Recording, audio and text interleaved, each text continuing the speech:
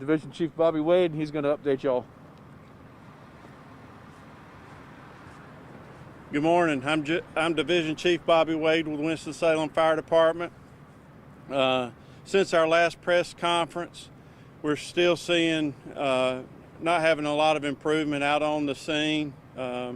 From our last press conference, overnight, the EPA has been conducting air monitoring to us in the command post, giving us that data.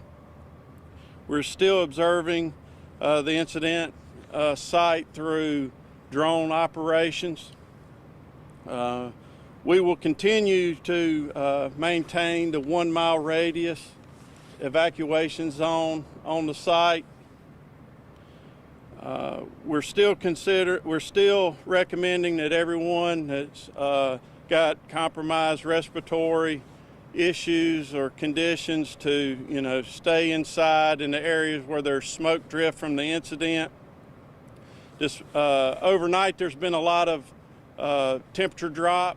So there's been some inversion, so the smoke is laying. As the temperatures warm up this morning and this afternoon, the smoke will start to lift again. So we are seeing some low-lying smoke. So if you do have a compromised respiratory condition, we recommend in those areas where that smoke is laying that you stay indoors and out of the smoke. Does anybody got any questions for me this morning? As far as the risk of explosion right now and where you expect to be come 7 o'clock this morning, can you touch on that a little bit? Say that one more time. The risk of explosion, can you touch on the risk of that now and then what it will be as the morning goes on? Well, we're like I said, we're going to continue that. We still have some active burning on the scene. Conditions, like I said, overnight have not improved. So we're going to keep that 1 mile radius for those type of concerns, and we'll be evaluating as we go and keep an eye on things. What has the aerial surveillance or your drones been able to capture? So the question is, what is our area drones operations have been able to capture? We're able to capture the scene. Obviously, in the dark, it's not as clear, but as the sun comes up, we do get a better picture of what's going on in the scene and that kind of thing. So we are getting good footage and good information from those drone operations. I know you were saying that conditions haven't improved overnight. Is this something that was expected? I mean, going into the later hours today and tomorrow, is this something that's concerning you at all, or was this something you expected? So the question is, were we expecting these conditions to continue to be overnight and ongoing? We did expect this. We're expecting it to be a slow process for the burn down of the fires that are still active, and we will continue to monitor those conditions as it goes. But it is expected. Is there a timeline that people in this community can have at some level just to have an idea of when they can maybe get back into their homes? So the question is, when can citizens expect to re-enter their homes and in this 1 mile radius around the incident? At this point, we're just evaluating the scene. We're constantly evaluating it. Tomorrow morning at 7 o'clock, we're going to evaluate it again. And we just have to see how the conditions and the weather conditions impact what's going on the scene and the burn down of what's left to burn. Have you heard from Winston Weaver Company? Have you gotten any updates from them on things? So the question is, have we gotten any updates on the Weaver Company that owns the plant? So yes, they've been really active and being a part of giving us the information we need to know the materials and the process of where we're going to go as this incident continues to move forward. So yeah, they've been a part of the response and getting us the information we need. I know you said there hasn't been much improvement, but can you talk a little bit more about how the fire is behaving, just kind of giving people more of an idea of what's going on?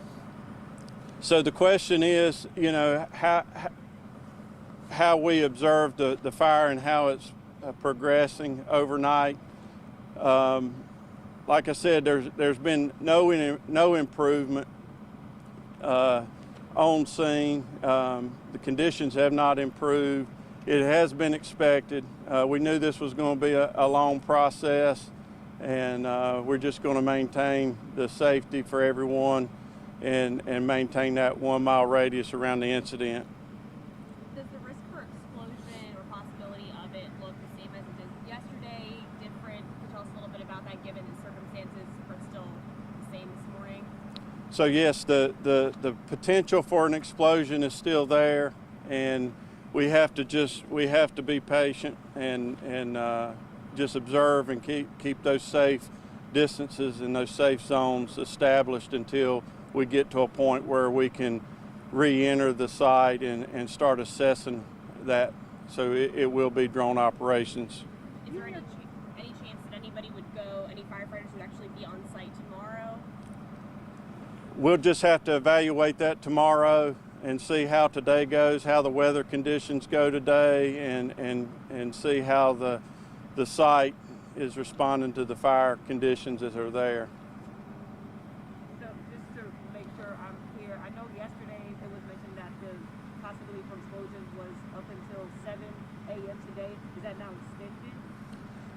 So the possibility of explosion has not gone down from yesterday, and we'll just have to keep evaluating it. And we've got a lot of subject matter experts that's helping us with those type information and that kind of thing. And can you touch on how the department is scheduling crews right now as far as shifts and changing shifts today? So the question is how we're maintaining our shifts and staffing through this. So we have 3 strike teams and a ladder company assigned to the hot zone that's here, just available to fire suppression activities that may occur in the hot zone or medical emergencies. And all our stations are staffed as they typically are. We have upstaffed 1 engine company to provide just a little bit extra staffing, you know, for incidents going on outside the scene. What has been going on through your head the last 24 hours? Obviously, I'm sure it's been hard to sleep, maybe. But how are you personally feeling? Your crew's feeling? We know that you guys have already been busy dealing with other things, dealing with the community. So the question is, how is our not just our agency, but all agencies that are a part of this response are holding up through this. So we're rotating, keeping everybody fresh, and we've trained and to respond to incidents like that. We have special teams. We've had a lot of help from our partners in all emergency service, and a lot of outside organizations has helped us through this, and we really appreciate everybody's help in responding to this incident. Are there any resources out there for those who are out of their homes currently?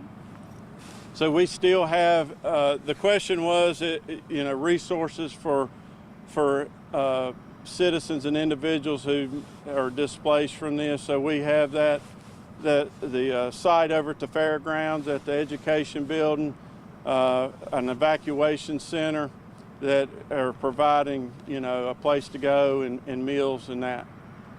I know you mentioned, or yesterday it was said that it would be 48 hours, up to 48 hours for people to be displaced from their homes. It's sounding like that could be different this morning. Can you elaborate on that a little bit? Is there a chance people could be out beyond that 48-hour window? So the question is, the 48 hours has been, as what we were going to try to do, evaluate. That was an estimation, so we're still evaluating. The scene is still, like I said, still got some active fire and things going on. So we will reduce that radius and evacuation zone whenever it's deemed safe. Can you touch on if it's the ammonium nitrate that's on fire, or is it a storage container that's close to it, and if so, how close? Well, So the question is it ammonium nitrate on fire? There's ammonium nitrate there that is burning. There's building construction materials that are burning. Due to the large fire, there's multiple things burning and materials and that kind of thing. So it's hard to say specifically what is still burning, but all of it is very hazardous and we're treating it as such.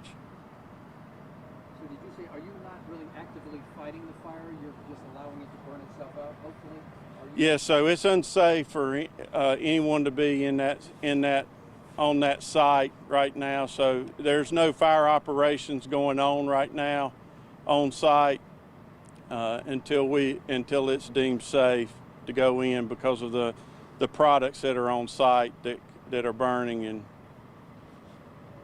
Are people's homes damaged? Are there a risk of people's homes being damaged from this incident? so the question is, has anyone's homes been damaged from this incident? And there's been no one's home. The fire's been contained.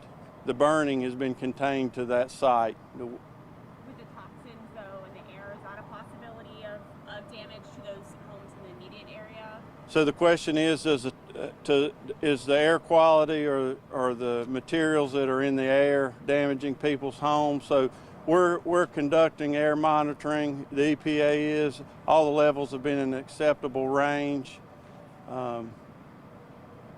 So I don't foresee any damage to anyone's home because of the smoke. Is what's in the rail car, is that all explosive materials?